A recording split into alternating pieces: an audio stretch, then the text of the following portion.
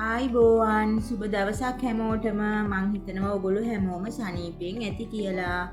ඔන්න මං අද ඔයගලන්ට කියලා දෙන්න යන්නේ ගෙදර තියෙන දේවල් වලින් එකතු කරලා ශනිකව ඉක්මනින්ම බටු මෝජුවක් හදාගන්න විදිහ.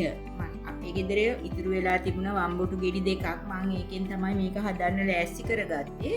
අපි බලමු මේකෙන් බටු මෝජුවක් හදන විදිහ. ඉතාමත් ඉක්මනින්ම බටු මෝජුවක් හදාගන්න විදිය දැන් මම ඔයගලන්ට කියලා දෙන්න යන්නේ. මම මෙතන ලෑස්ති කරලා අරගෙන තියෙනවා වම්බොටු ගෙඩි දෙකක වම්බොටු, තක්කාලි, සුදු ලුණු, කරපිංචා, බී ලුණු ලියලා අරගෙන තියෙනවා. අපි දැන් බලමු මේක හදාගන්නේ කොහොමද.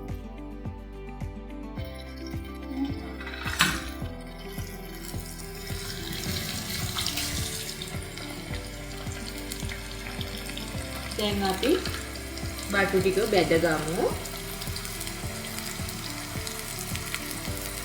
ගැඹුරු තෙලේ තමයි අපි පොඩ්ඩක් තෙල් වැඩිපුර දාලා බටු ටික හොඳට බෙද ගන්න ඕනේ. ඉතින් රන්වන් පාට වෙනකම් බෙද ගන්න ඕනේ.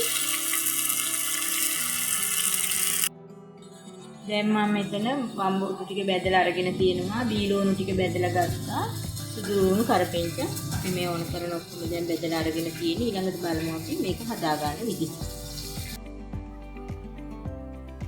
හරි, දැන් අපි බලමු මෝජු එක හදාගන්නේ කොහොමද කියලා.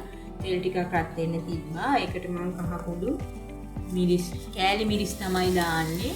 Tamanට ඇති ප්‍රමාණයට දාගන්න. ඊට පස්සේ මම මේකට බෙදගත්ත වම්බොටු, කරපිංච, සුදු ලුණු මේ සේරම ටික එකතු කරගන්නවා. මේ වෙලාවේදී ගින්දර මද රස්නෙන් තියාගන්න.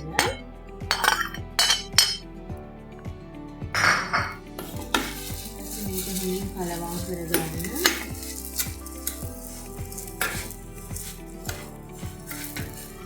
මම මේකට උරුණු පොතු කෑල්ලකුත් එකතු කරලා තක්කාලි ටික එකතු කරගන්නවා. මම මේකට අද තක්කාලි දාගත්තේ විනාකිලි නැති නිසා තක්කාලි දාලා රසයි.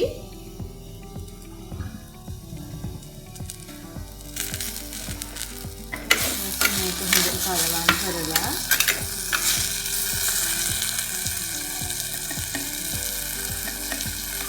නීනි මේ තැනදී කාලක් විතර එකතු කරගන්න. එච්චරයි. දැන් මේකට එකතු කරන ඔක්කොම එකතු කරලා ඉවරයි. ඊළඟට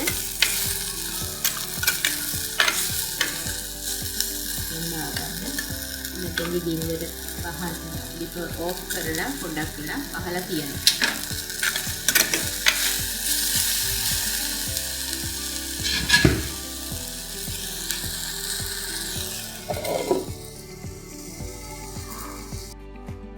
දැන් මම මේක ලිපෙන් බාලා අරගෙන ලුණු කුඩු පොඩ්ඩක් එකතු කරගන්න.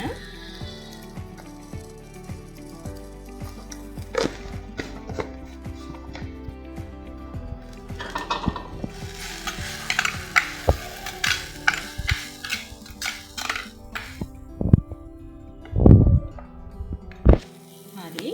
දැන් මම මෝජු එක හදලා ඉවරයි. බලන්න හරිම ලස්සනට තියෙනවා. කාලා බලන්න හරිම රසයි.